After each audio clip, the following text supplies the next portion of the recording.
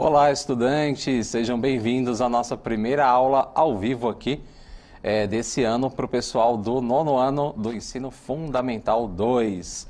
Eu sou o professor Kleber Araújo e a aula de hoje é sobre a Proclamação da República, parte 1. Mas, antes disso, eu preciso anunciar aqui que quem estará comigo na Libras é o Sidney e depois a Yasmin. Bom dia para vocês e vamos lá para as nossas habilidades. O que a gente vai aprender hoje, pessoal?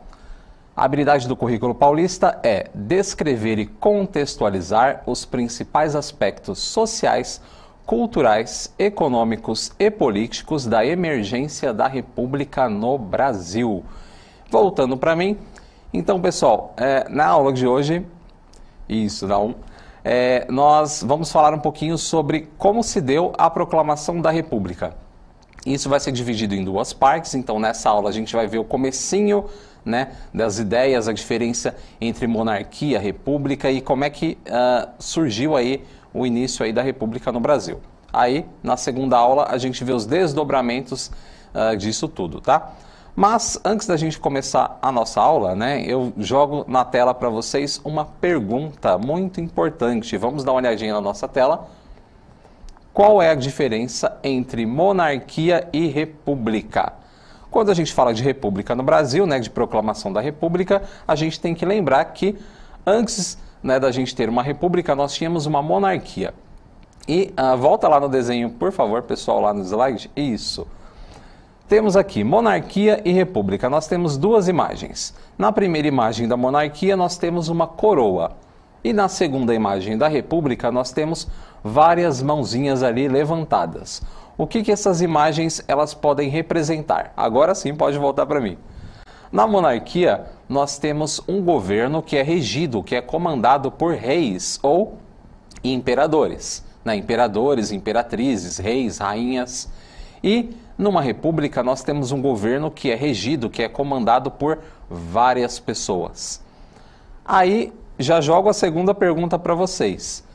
Se numa monarquia nós temos reis e imperadores, qual que é a diferença entre um rei e um imperador? Muita gente tem essa dúvida, porque no Brasil nós não tivemos aqui no nosso país um rei especificamente, a gente teve imperador.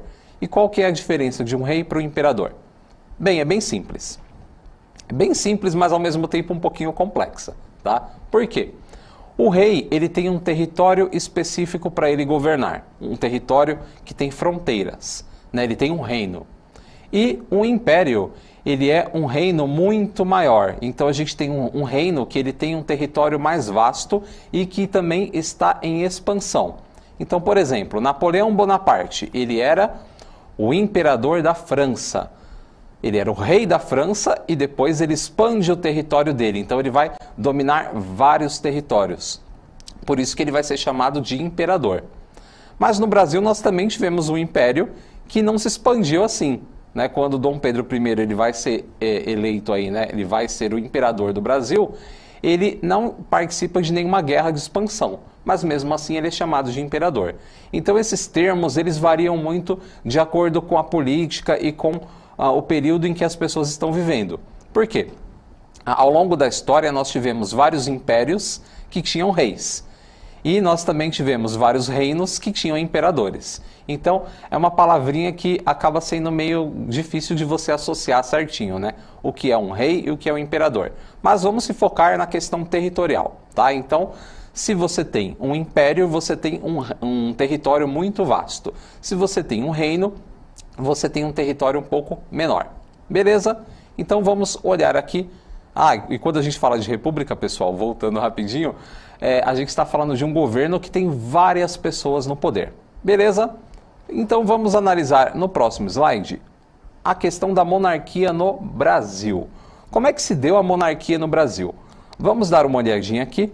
Nós temos a imagem, né, do rei de Portugal, Dom João VI. Ele nasceu em 1767 e faleceu em 1822.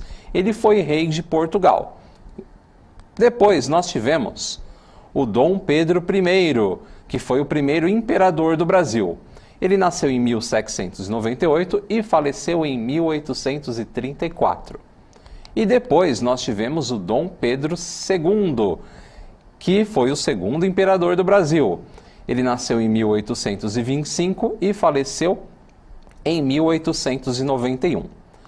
Quando a gente fala da monarquia do Brasil, então pode voltar para mim rapidinho, a gente precisa lembrar o seguinte, da vinda da família real portuguesa, né, para o Brasil. Isso se deu de que forma?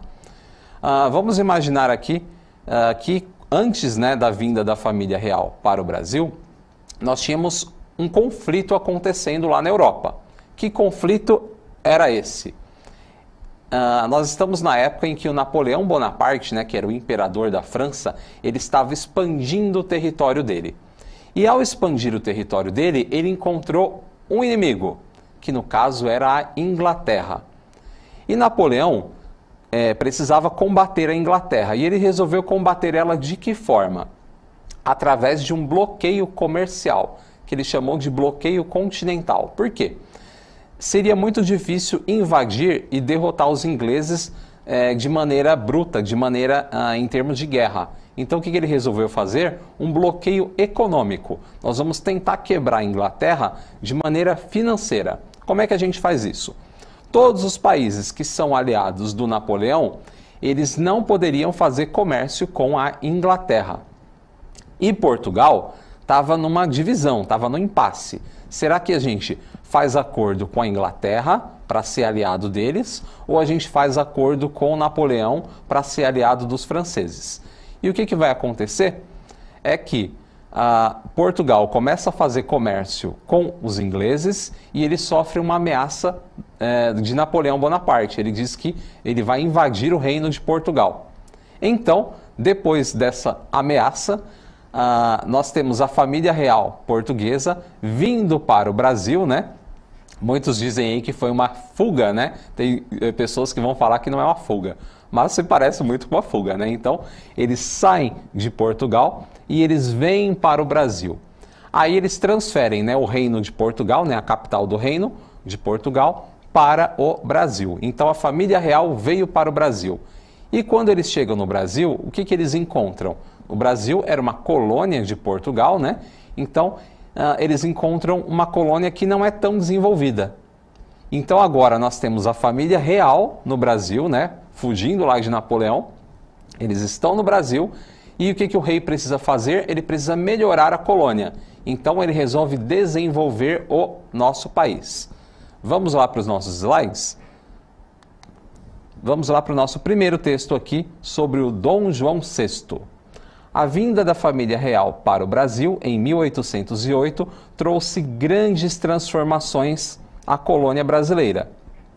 Após o retorno de Dom João VI para Portugal em 1821, Dom Pedro I se tornou o príncipe regente. O que isso aqui quer dizer, pessoal? Que depois que Napoleão Bonaparte ele acabou sendo preso, exilado, o reino dele acabou, né? O seu governo, Dom João VI, agora ele retorna para Portugal, né? Para voltar, né? Para assumir o trono português. E ele deixa o filho dele aqui no comando, que é o Dom Pedro I, que é o príncipe regente. Ele é o filho do rei que vai ficar governando aqui o Brasil. Vamos avançar para o nosso próximo slide. Dom Pedro I. Quando a gente fala de Dom Pedro I, a gente vai falar sobre o nosso primeiro reinado. Por quê? Ele vai da independência do Brasil, em 1822, até a abdicação de Dom Pedro I, em 1831. O que vai acontecer aqui, pessoal? Dom Pedro I, ele vai ser o nosso primeiro imperador, porque ele vai dar o grito de independência, né, que a gente aprende na escola. Né, às margens do rio Ipiranga, Dom Pedro I deu o grito de independência. O que isso de fato é? Que o Brasil ele estava sofrendo uma pressão interna para se tornar independente de Portugal.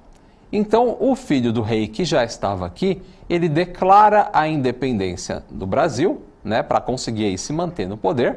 Então, ele declara a independência e, a partir desse momento, ele vai ser o imperador do Brasil, o primeiro imperador, tá? É um monarca, né? Ele tem as funções aí de um rei, né? Mas a gente vai chamar ele de imperador. E depois, agora sim, nós vamos para o nosso próximo slide. Nós temos o período regencial, que é o período que vai de 1831 a 1840, no qual os regentes governam o Brasil até a maioridade de Dom Pedro II. O que vai acontecer nesse meio termo aqui, pessoal? Eu coloquei até uma setinha vermelha ali. Quando Dom João VI ele morre, o Dom Pedro I ele vai a Portugal e assume o trono português. Tem uma briga, né? Uma disputa ali para assumir o trono. Ele vai para Portugal, assume o trono, mas ele deixa o filho dele no lugar. O filho dele é o Dom Pedro II. Só que o Dom Pedro II, ele tinha apenas 5 anos quando o pai dele foi embora do Brasil. E ele não poderia governar com 5 anos. Então nós temos nesse período o período regencial, que é o período onde os regentes, que seriam líderes, né, das províncias, né, senadores também, eles governariam o país até a maioridade do Dom Pedro II. E vamos para a nossa última parte aqui. O segundo reinado vai da antecipação da maioridade de Dom Pedro II, em 1840, até a proclamação da República em 1889. Então, nesse último período, o que vai acontecer? Dom Pedro II, né, ele vai assumir o trono com 14 anos, era para ser com 18, mas ele assume com 14, porque nós tivemos vários problemas na regência, e ele vai governar até 1889. Então é um governo de praticamente 50 anos. Nesse período, o Brasil passa por grandes transformações. Vamos dar uma olhadinha no nosso próximo slide. Aqui nós temos uma curiosidade histórica, tá? Então o Dom Pedro II ele vai governar o nosso país por quase 50 anos. Nesse período, ele desenvolveu o país, né? O país se transformou, né? Praticamente no final do século XIX até quase o século XX, né? Nós temos várias transformações tecnológicas, culturais, enfim. E uma curiosidade da história é que em 1876, Dom Pedro II ele visitou o Egito. E nessa visita ele ganhou um sarcófago, ganhou alguns artefatos do Egito, né? Ele ganhou um sarcófago de uma sacerdotisa. E esse sarcófago com os outros itens, né, que ele conseguiu adquirir do Egito, eles foram para o Museu Nacional lá do Rio de Janeiro, que acabou pegando fogo lá em 2018. Eu vou mostrar para vocês uma imagem aqui na tela, isso, onde nós temos uma fotografia dessa visita de Dom Pedro II ao Egito. E nós temos também uma fotografia do sarcófago que ele ganhou. Aqui nós temos uma bela fotografia do sarcófago da sacerdotisa. Muito legal, né? Mas, saindo aqui dessa parte interessante, né, curiosa da história, nós vamos falar sobre a crise da monarquia. Por quê? Quando Dom Pedro II ele se tornou idoso, nós tivemos vários problemas no país. Vamos ler o texto aqui rapidamente. O fim do século XIX foi marcado por intensas transformações no Brasil. Apesar das mudanças em diversos setores econômicos, sociais e tecnológicos, o Brasil ainda estava na contramão do mundo ocidental em diversos aspectos. Apesar dos esforços de diversos grupos abolicionistas, a escravidão ainda perdurava, e nesse período o país estava dividido entre dois grupos, liberais e conservadores. E quem eram esses dois grupos no final aí do governo do Dom Pedro II? Nós tínhamos conservadores, grandes proprietários rurais, funcionários públicos de alto escalão e grandes comerciantes. E os liberais, pequenos proprietários e profissionais liberais, profissionais autônomos. O que esses dois grupos defendiam, meus queridos? Vamos dar uma olhadinha. Conservadores, centralização política, forte aparato de segurança, unidade territorial e manutenção da escravidão. Liberais, autonomia das províncias, que eram os estados da época, a descentralização do poder do imperador e o fim da escravidão. Então, voltando para mim aqui rapidinho, a gente vai ter dois grupos. Um grupo que é os conservadores, que queriam manter o regime do jeito que estava. Então, Dom Pedro permanece no poder, a gente fortalece o exército e depois disso a gente também ainda mantém aí a escravidão. E o grupo aí dos liberais, eles queriam o fim da escravidão e queriam ter mais poder, querendo que as províncias, né, os estados tivessem mais autonomia perante aí o governo do Dom Pedro. Mas, de maneira geral, eram dois grupos de elites que queriam ficar no poder. E agora vamos para a nossa reflexão lá na tela, para a gente fechar a nossa aula. Na segunda parte da reflexão, eu jogo uma perguntinha.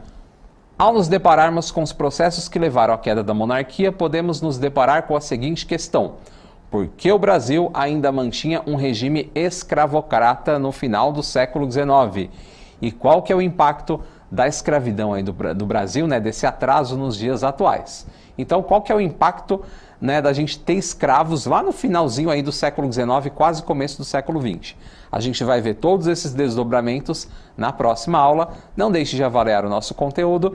E agora eu vou interagir 15 minutinhos com os nossos alunos. E para você que fica, né, e vai ver essa aula posteriormente, eu já deixo o meu abraço e até a próxima, pessoal. Tchau, tchau!